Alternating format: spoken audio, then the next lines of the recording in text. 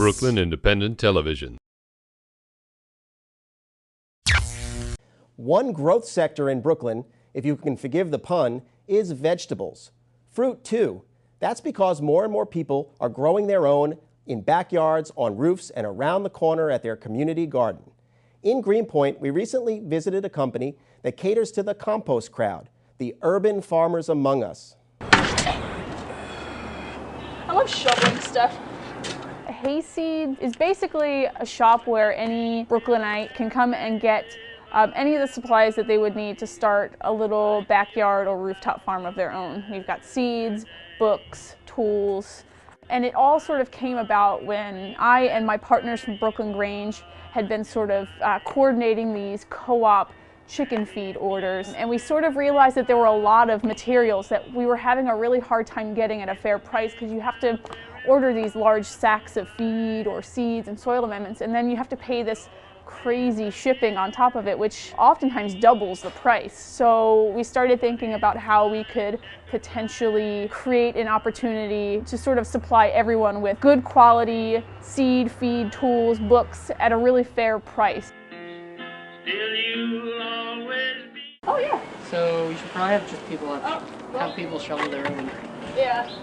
Urban farming is essentially when people take the minimal space that we have and they challenge themselves to utilize it for food production. So you can urban farm on a rooftop or in a backyard in containers or in a community garden. We're basically kind of appealing to like the newest set of urban farmers and people who want to be urban farmers, or even people who have been doing it for a while and are just really happy to know that they can come someplace and get something that they need in a pinch and not have to pay an exorbitant amount of shipping to get it. So a bag is $6? A bag, you have Roughly? 2 buckets, and that's like just enough to where you're like, you can carry it and you get it home. Okay, I'll and take one bag. Okay, I was gonna dump that chaff out. When I see urban farms popping up all over the place, I get really excited. I don't think that there's any reason why any person living here shouldn't be able to grow some food in some capacity. I get a lot of people who say, oh, I wish that I could do what you do. And in all honesty, I don't think that there's any reason why any of us can't do it. It would make my weary heart so light. We want people to go into a project and have a positive experience. We don't want people to start gardening and then fail at it and decide that they never want to garden again. I've just confirmed that I don't have a green thumb. And we don't believe that. We don't believe people have green thumbs. We think that everyone has it in them to grow food and be good at it. The store will be open just until the end of June, so we're a seasonal shop. If all goes well, then we'll have a reoccurring opening next year too.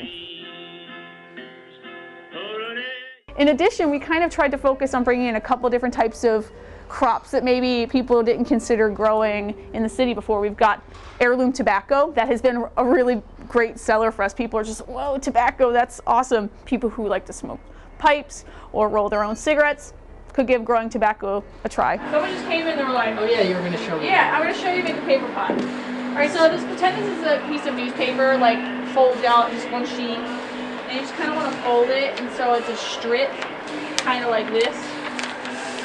Try to make sure that it's kind of even.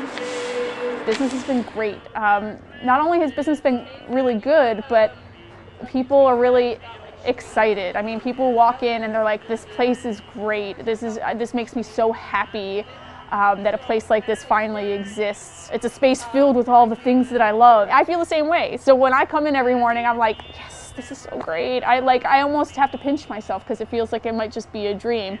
But it's a fun place to come and just sort of get inspired. We don't expect that every person who walks through our door is gonna buy everything up, but you know, I get fed off of people's enthusiasm and interest in learning, and I could talk a blue streak about growing food.